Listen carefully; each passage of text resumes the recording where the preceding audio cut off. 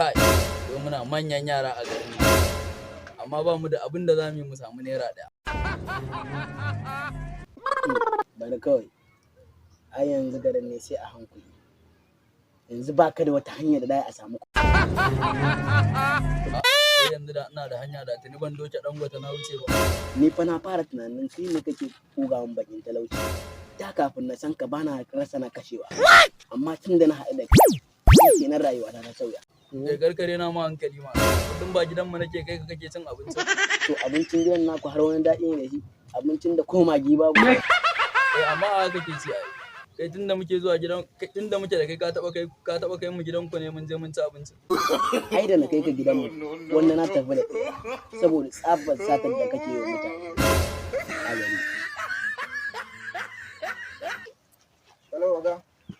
Ranka ya daɗe na zo amma na ga setin wajen gaba ɗaya ba tsaro. Bari in canza waje. Abokina, kaga wani mutumi can. Da ganin jakar hannun can nashi kuɗi ne a ciki. Ko da mu je mu kwace ne. Haka ma fa za a yi mu je kawai wallahi. Assalamu alaikum ranka ya daɗe. Allah lafiya. Gida. Allah ya mun ga jikin ka.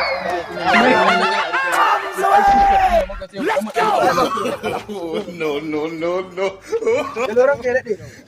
Akwai wasu yanzu ina tsaye a wajen nan sun tafi da jakan nan ya da ai.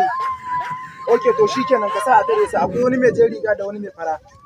Yo ka sa a tare musu. Wannan jakar da muka zo tare da kai muka karba. To shikenan bari in zo din.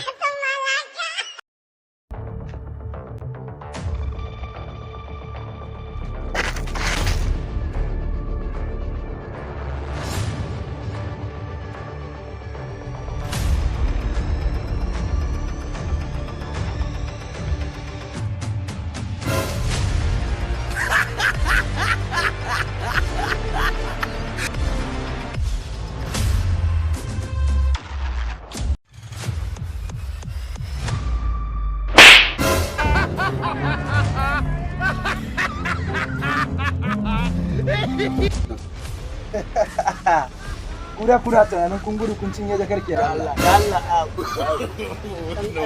No. Ku dakata. Biki. Oga ma kai wa nawa ce na so a kai masa ne. Guda 5 ne ka sani. Mun kai 3 da mai sauraro. To ga biyu an samu. Da haku. Dan Allah ka. Babu cin hakuri kawai kama su kai su.